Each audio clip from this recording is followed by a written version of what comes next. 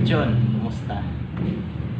Nung nakaraan naituro ko sa inyo kung paano prepare ng mga gagamiting panimpla para sa lechon manok. Ito naman, tuturuan ko naman kayo mag-chop proper slice ng liempo. Liempo naman titirahin natin. Tuturo ko sa inyo. Dali.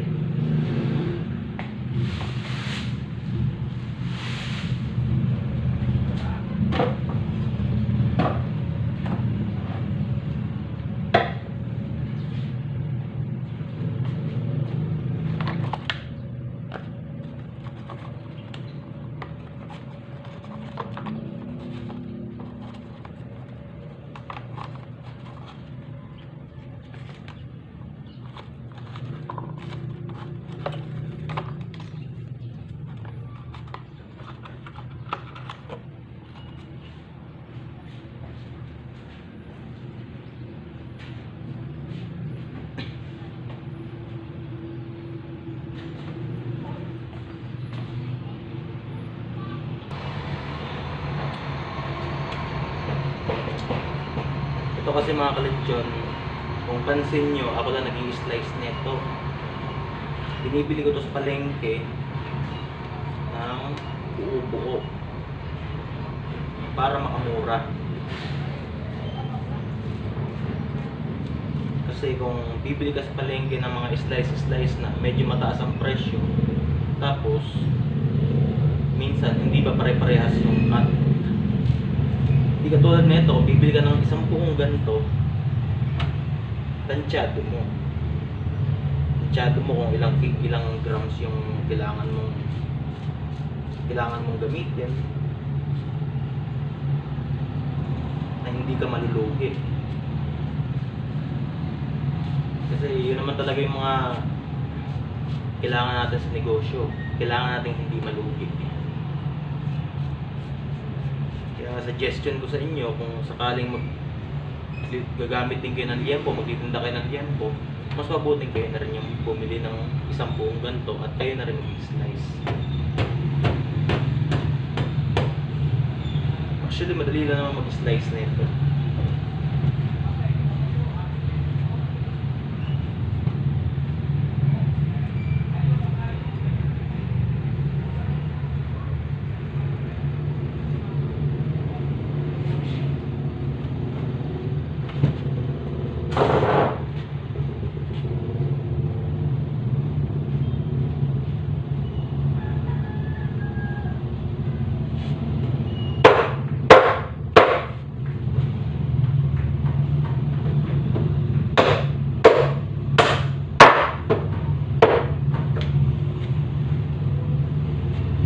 Ito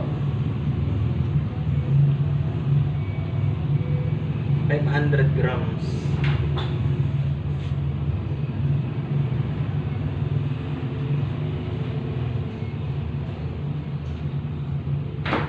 $500 ang kada slice ng liempo natin, na maibibenta naman natin ng $240 kada piraso.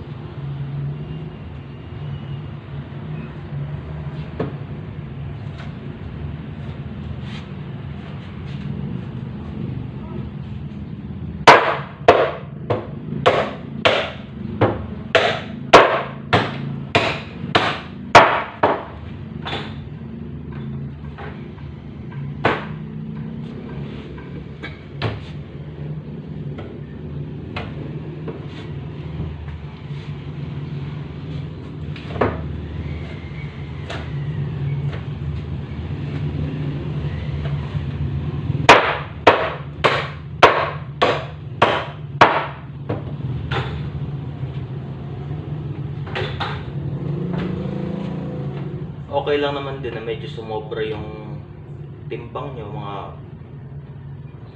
kalahating kilo tsaka isang guhit o dalawang guhit, para yung mga customer nyo hindi madala.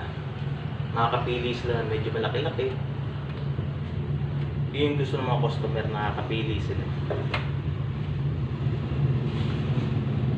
At huwag nyo pala kakalimutan na tatanggalan nyo ng mga balahibo.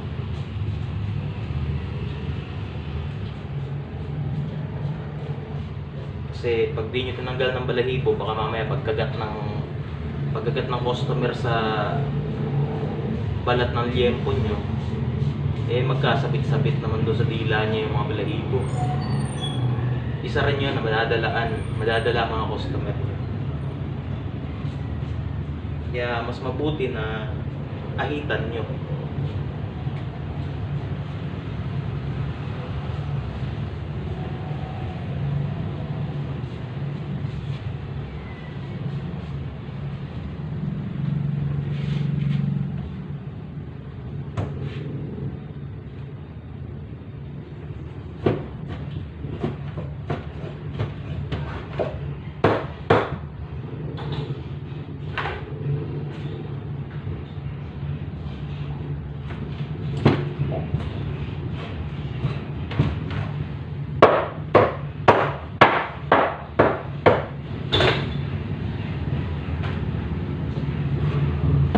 Ano, itatapusin ko muna mag-slice na ito.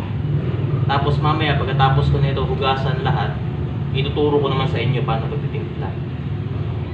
Okay ba? Sige, mamaya naman ha.